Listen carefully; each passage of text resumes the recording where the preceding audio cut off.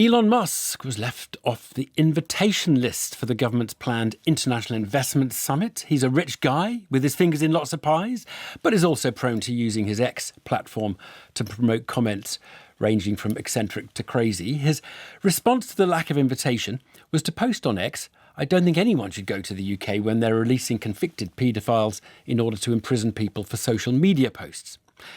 Let's talk to Vivian Schiller, former head of news and journalism partnerships at Twitter, which of course is now X. She's the executive director now of Aspen Digital, which researches how technology and democracy interact. Well, Vivian, the UK government is not the first, in fact, to take, if you like, to find itself at odds with Elon Musk, is it? It's more than one or two now.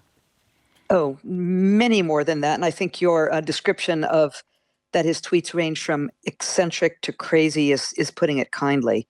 In so far as they are actually quite dangerous, not to mention just blatantly wrong and offensive. So, but yeah, Elon Musk likes to pick battles with national leaders, usually with of the more progressive ilk.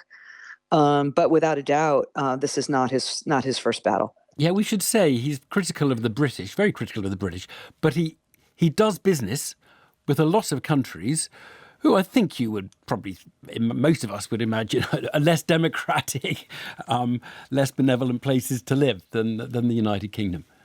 Oh, without a doubt. I mean, he's in so many businesses, as you know, and he needs to continue those businesses. And a lot of times that's why so frequently, even though he talks a good game or tweets a good game or whatever you call it on X now, he usually folds pretty quickly when he comes under political pressure because he's dependent on other nations for revenue for all of his companies. X is, barely a blip, but Starlink and of course Tesla and SpaceX have significant, those are significant amounts of money. Are you up, Vivian, with what's happened in Brazil? Obviously, we heard that.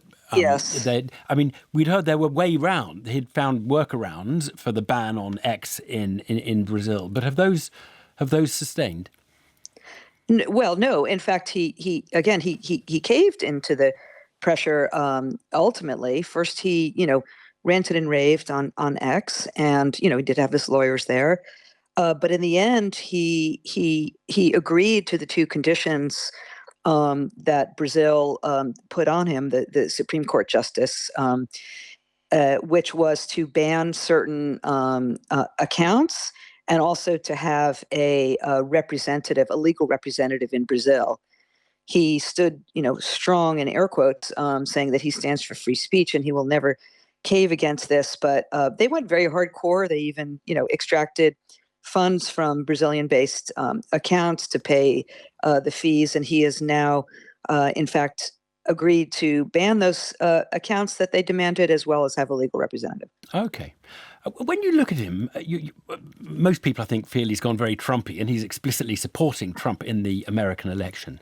There is one issue on which he and Trump do not see eye to eye, which is electric vehicles. I mean, Trump is in speeches mocking the idea of they want batteries, they want electric tanks with batteries in, and they spent $8 billion putting 20 charging points in the Midwest. I mean, it's odd, is it not? I mean, because that does seem a bit incongruous.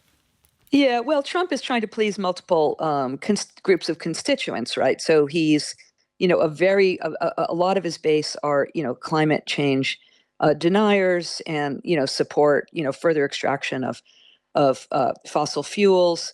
So Trump has been mostly leaning in that direction because of that base of support. Then again, money talks. So I wouldn't be surprised if we see him change his tune based on whatever kind of donations come in from Musk. Yeah, there was a little change of tune on your phone there. I don't know what that was, but it was a very, very nice noise. All right, thanks ever so much. Vivian Schiller there.